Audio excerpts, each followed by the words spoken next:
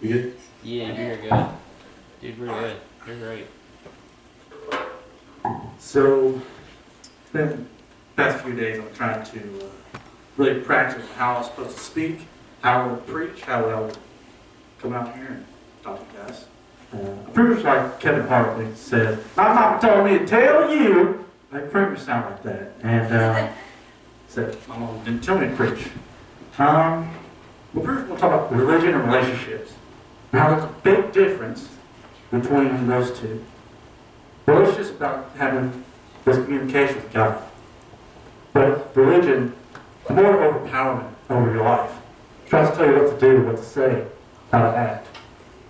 I grew up in a church that was just like that. I grew up in a church called Monticello Baptist Church from the age of 6 to 12. And I questioned a lot. I questioned my faith. I questioned how I acted in church, how I acted outside of church. And it was impactful on my life. I was saved at the age of 6, but I didn't live it out. Everybody wanted to talk crap about each other. That's the way everybody acted. It was drama. And I was tired of it. I was like, why should I believe in something if everybody's just going to act very hateful toward each other? Now, the same way with the Pharisees and Sadducees. They all want to hate Jesus. They want to crucify him because they want to put out the so-called grace, mercy on our lives. They want to be good to us. But I want to read you a scripture real quick. Talk about the living sacrifice, renewing our mind. Romans 12:2. Michael went over this last week. It says, "Do not conform to the world, but transform by renewing your mind." But the whole thing, 12:1 and 12:2, it says, "Therefore, I urge you, brothers and sisters, in the view of God's mercy, to offer pleasing to God, this is your true and proper worship. So do not conform, but transform by renewing your mind. Then you will be tested and approved by that God's will is His good, pleasing, and perfect will." He wants to have a relationship with us. He wants us to do good. But we all fail. Every day. Well, we won't be perfect. We can strive to be. There's one scripture I love. It talks about free will. I can find it.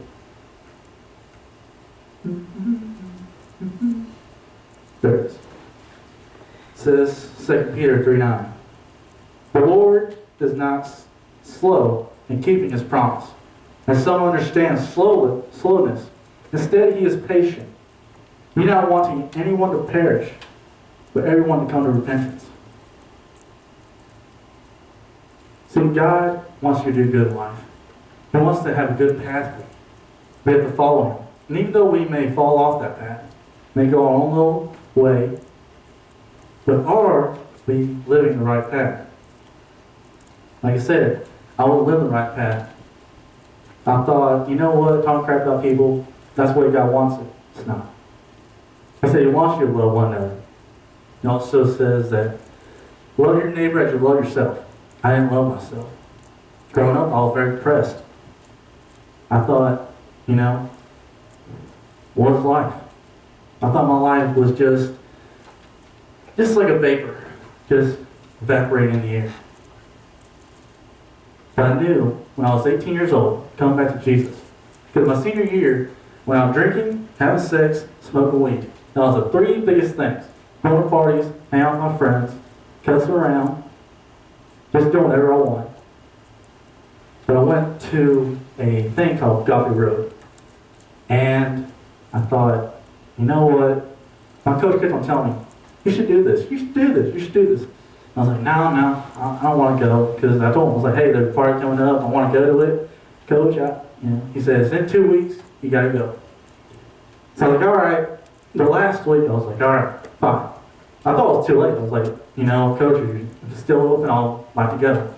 He said, yeah, you still go. You got a sponsor. We got you one already. I said, all right, fine. So I went. I was like, all right, let's see what this crap's all about. And it's not that I stopped believing God, it's just that my faith was so down. I couldn't remember my past.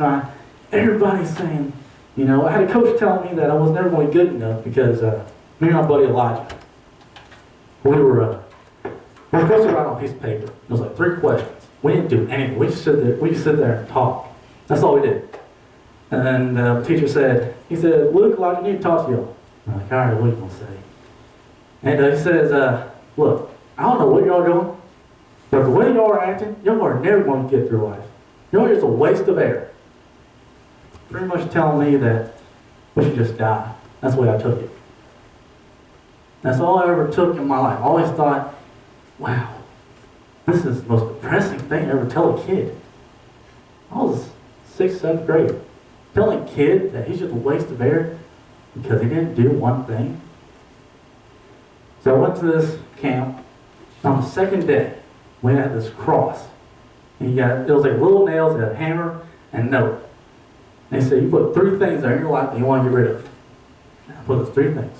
Partying, sex, partying, pornography, sex. The first 3 main things. That took a toll on my life. I was 13 years old when I started watching pornography. And I was like, man, this is the greatest life. Look at that. You know, they're pretty young to look at that stuff. I grew up in a Christian home, yet didn't live the life of a Christian. 2nd day, we did that, you know. I said to God, I was like, all right, fine. You got it. You caught me. I ran away from him, and I thought, man, this ain't the life I was supposed to live. I'm supposed to be better than this. My parents expect better of me. I said, all right, God. I'll set you back to my heart. And I started apologizing. I told God, I'm sorry. I'm sorry for what I did. I started crying, started weeping, started moaning, groaning about what I did, and opened my eyes. The way I acted was horrible. But that's where repentance comes. Repentance says, give all your heart to me. Give all that selflessness. Be a better person. And I'll paraphrase it. That's what it's saying. Every day we make mistakes. Every day we act like fools, obnoxious little children. I'm a kid at heart. I'm a little kid. Let's be honest. I don't sit bashful with a car. That's how much of a kid I am. Almost. Okay, I did. Anyways. The point is that, you know, we fall off that path. And it's hard, and it's nowhere am I near perfect. Nowhere am I near perfect. But he's more perfect than I am. Way better person than I am. No. Chill. Chill out there. But he makes me want to be a better person. He is a leader in this.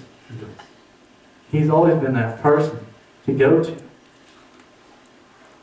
I looked at and I always thought religion was going to be the death of me, but relationship changed my mind about that. And one thing I looked on the internet, I was like, what's the difference between religion and relationships? So religion is a guy in church thinking about fishing. Who likes fishing? Nobody fishing? Nobody else? Wow. Relationship is a guy out fishing thinking about God. So it ain't about the building. The church is not the building. The church is a person. The person who has Jesus living inside them. That's the church. We come here, we listen to people preach, then we go home, and do we act like it? That's when religion comes in. We act like we're a Christian in the church, but outside of church, you act like just like me, doing everything else besides what a Christian does. But a Christian thinks about God wherever he goes, talks to anybody about religion. But relationship is the most important thing. Before you can be loving and selfless, you have to have a relationship with yourself.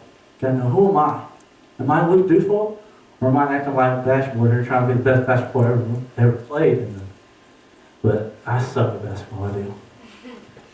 I actually tried out twice, and I didn't make the team twice.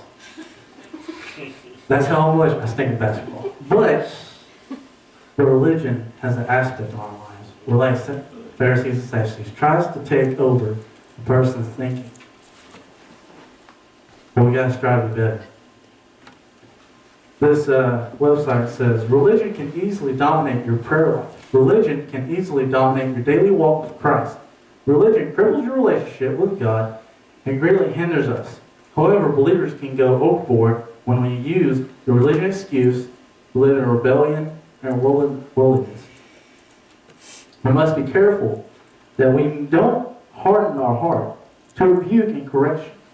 There are many things that will encourage you as you read this article in your life. So one of the quotes is, a lot of people think that Christianity is this thing, doing all righteousness, things you hate and avoiding all the wickedness, things you love and endure in order to go to heaven. Lost man with religion.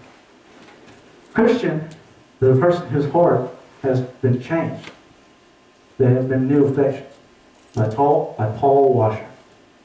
And what he's saying is, religion has this aspect of saying, you know what, I love Christ, I won't go out here and cuss with my friends, cuss around, go probably knock over some mailboxes, stuff like that. Stuff that you probably get put in jail for. But the heart of love is the most important thing. David was a man for God's own heart. He loved Christ. He loved God with all his heart to try to do the best of his ability. Who remembers a story when he sought for lust for a woman on that roof? She was completely naked. Y'all remember that, right? And he said, you know what? I want her. She is fine. So he said, you know what? I want to. And then somebody said, well, she has a husband. Dave said, all right, what are we going to do? So he thought to himself, he said, you know what? Put on the front lines. He won't make it. David was right. Later on, he had a kid with this woman. I believe it died. I believe, right? Mm-hmm. It died. Because of David's foolishness and sinful nature. We were born in this world with sin. Adam and Eve caused the sin, and that's why every day we have to go to Christ and say, you know what, God? I failed again. I need repentance. What we do is the same thing over and over again. Are we giving our whole heart? No. Nowhere near.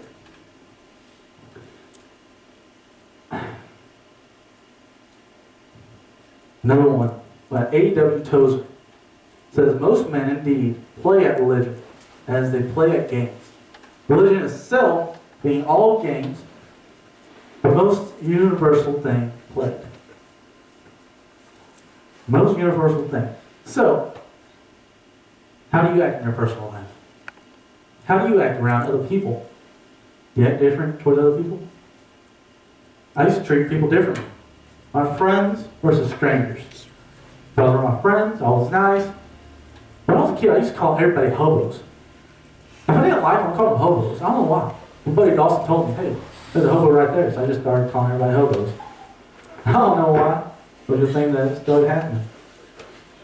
That was a horrible thing. I don't know why I said that. But I love being a Christian. I love the life that I have now because when you're when you act in a very religious way. What? I love it. I love all of y'all. Okay? Everybody said that. Okay, thank you. I don't know where I'm going. I don't know why I said that. I don't know. Anyways, Romans 11:6. And if by grace, then it cannot be based on works. If it there, grace will no longer be grace. So, what is grace? It has a merciful attitude to it. Grace is something that we don't deserve. Jesus died for. So why do every day we act like nothing wrong we're doing as Christians? Nothing we say, nothing we do is wrong because I am a Christian. That's what a Christian is. Because we look as perfect and righteous. No. That's wrong. The point is that the point is, as a Christian, we have to go towards people, loving, merciful, look at everybody, whoever falls down, we look at them and say, hey, get up. Get up, just get up, come on. That's how God looks at us. Every time we fall, God says, you know what? Push you right back up. There's a thing my dad told me one time. He said, it is a lot harder for someone to pull somebody up than to pull somebody down. I was in karate when I was 6 to 10. And every time me and Dad would wrestle around, every time he would grab me, he would pull me down. it's a lot harder to pick somebody up and pull somebody down. Because when somebody is trying to reach for you and they pull you in, you're on the ground with them. That is that hardened selfishness attitude that most Christians have.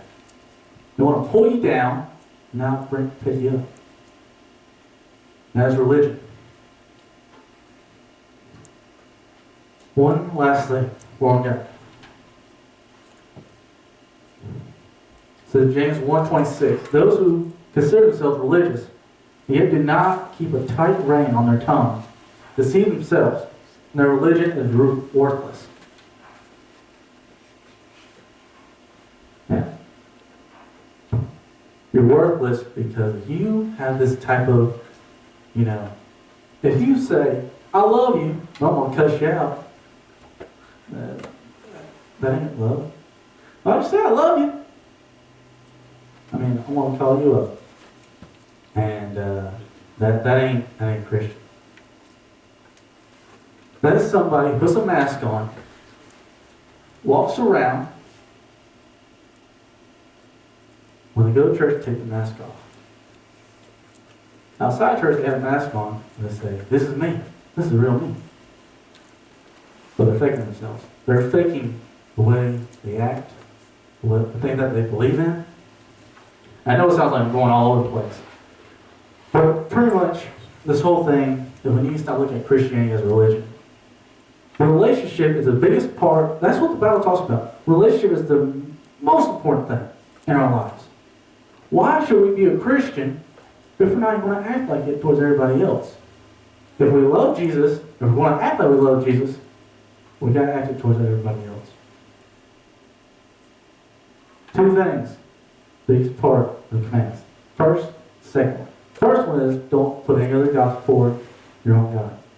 That's what God said. Don't put any other gods before me. Second one is treat your neighbor as you love yourself. Those are the two main commandments. That is what God wants us. He wants a relationship with us. He wants to act. He wants us to go out there and say, you know what?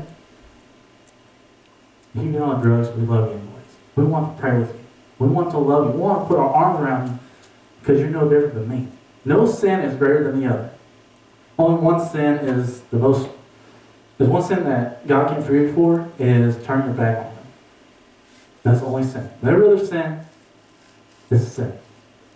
Remember that. So I want y'all to go ahead and bow your heads. I want y'all to think about what is the one thing I fail at. What is one thing about religion that I look at? Do I treat everybody differently when I'm in church, outside church? Do I love people with all my heart? Do I look for God, or does He have to look for me? Those questions should be in your mind and asking, what does God expect from me? I want y'all to pray on that.